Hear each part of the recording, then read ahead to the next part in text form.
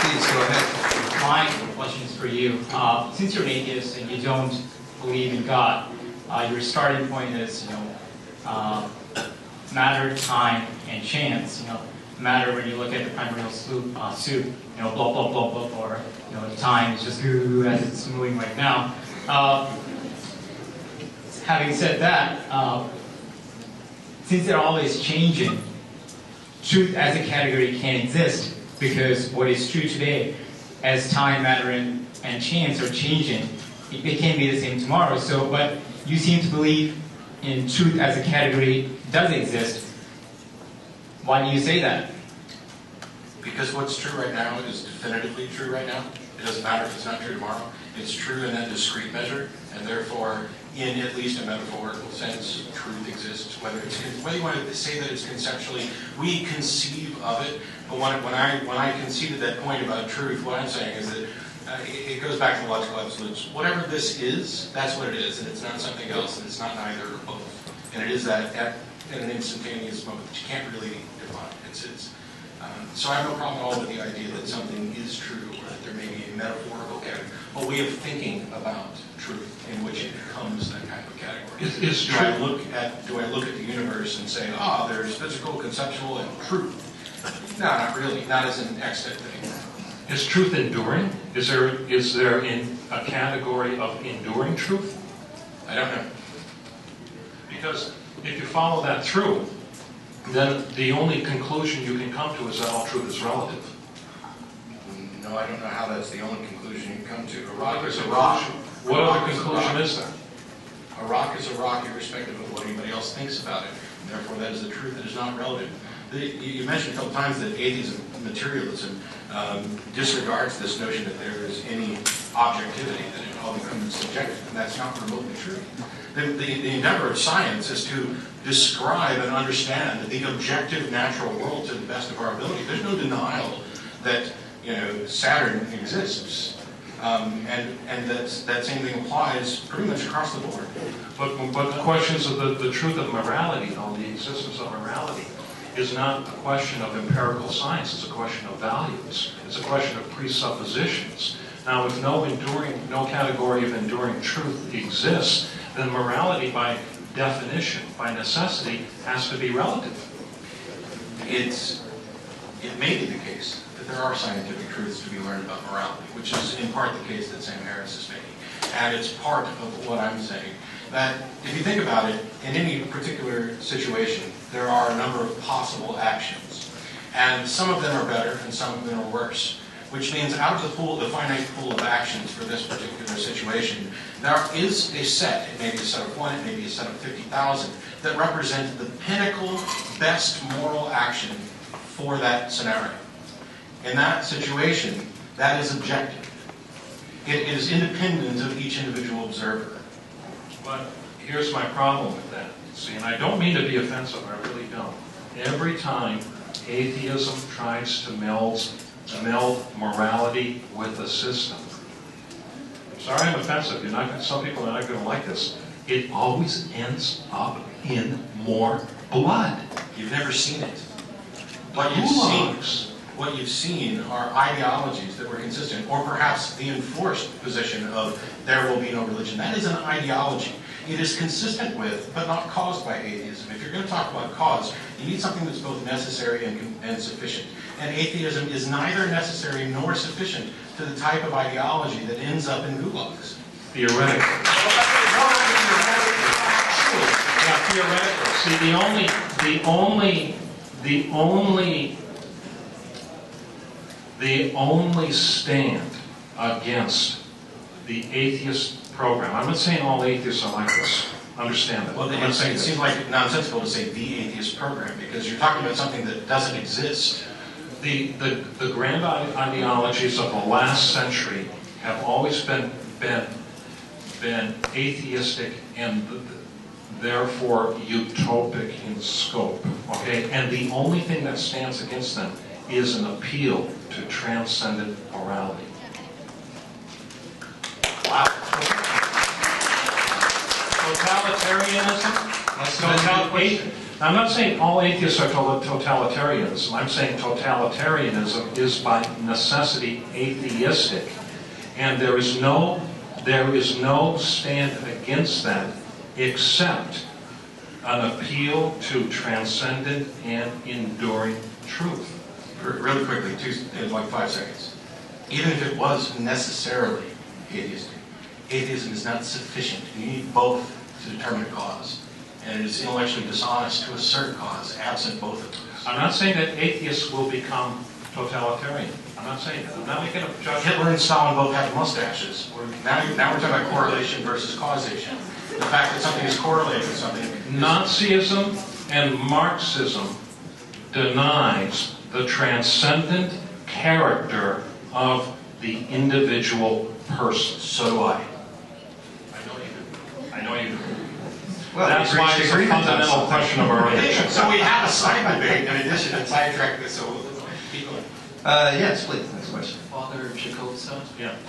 since you don't presuppose materialism, how do you tell the difference between something that's immaterial and something that's imaginary? That's a good question. That's a good question. Sometimes with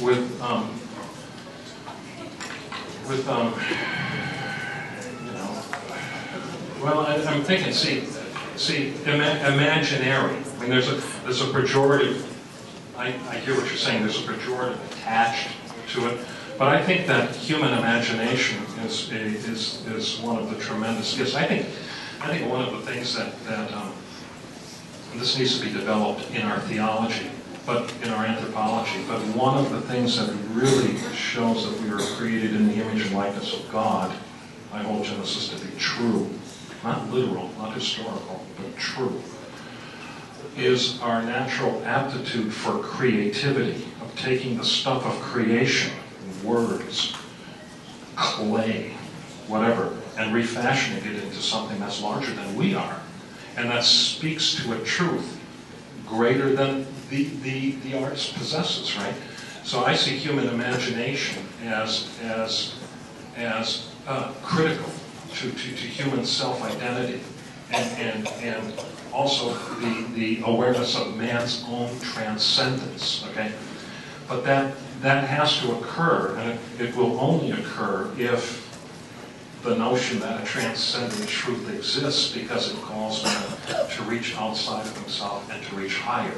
Okay, so something can be imaginary, okay, but still very true. The novel of Dostoevsky's, for example, all the characters are imaginary. They never lived, but they're truer than life. Okay, so the answer to the question then, really, I can't answer it with a yes or no. The answer to your question is really tied into your deeper notions of where truth lies and how to discover it. Part of the reason that our culture is so vulgarized these days is because the notion that transcendent truth is dimming, okay? And so what we have is we have pop culture that doesn't reach very deep, but is very pervasive everywhere. But it's simply not very good, because it's not very deep. It's entertaining, but it's simply not very good. It doesn't tell us anything, okay? If it's deeper, and if it's these things are always learned in struggle, okay? Nothing in life, I'm old enough to know this now, nothing in life comes without some kind of suffering or some kind of conflict. It just doesn't, okay? But to say something is imaginary is not necessarily to degrade it. Again, it needs a judgment. Is that product of the imagination pointing to something that's deeper, that's truer, that's elevating us, or is it not? You make the judgment based on that criteria, and no other in my view. Okay? Does that answer your question? Okay. Next question, please. Okay, my question is one of clarification. I noticed that, Father, you spoke of the self-correcting mechanism that Christianity has, and I don't know if I misunderstood, but you spoke about the flaw in atheism being that it can only relate from its own personal experience.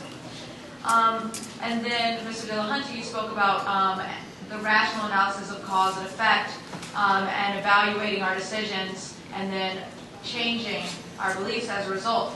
So what I'm wondering is, what is this self-correcting mechanism, and why is what Mr. Dillahunty spoke of in terms of cause and effect not an appropriate self-correcting mechanism? And is personal experience, is the greater good not in line with some transcending personal experience?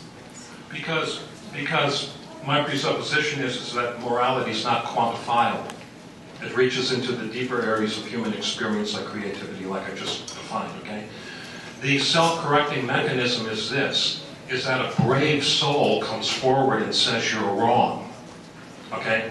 And that's what happens. There's been times in Christianity when the majority of Christians were wrong about things, okay? And this is especially true, I can speak of Orthodox history, where people have even been persecuted by the church. The problem in church with the church is whenever it gets too closely aligned to the state, it gets in trouble.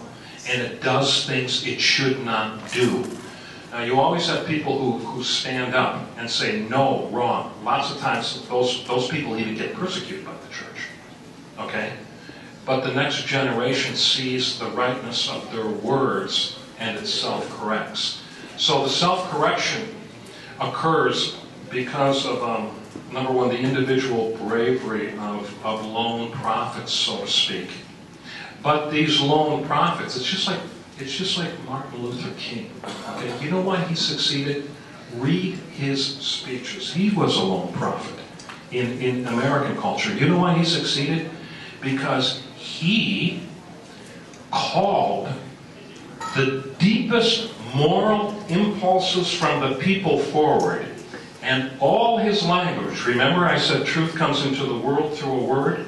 All his language drew so deeply from the Christian moral tradition that those who heard had their consciences awakened and they changed their moral outlook towards the black man.